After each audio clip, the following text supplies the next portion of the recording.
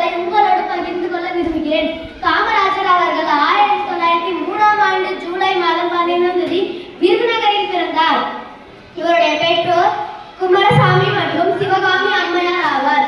ஒத்துழையாமை இயக்கம், அந்நிய குடியேறிப்பு, சட்ட மறுப்பு இயக்கம் போன்ற பல போராட்டங்களில் கலந்து கொண்டார்.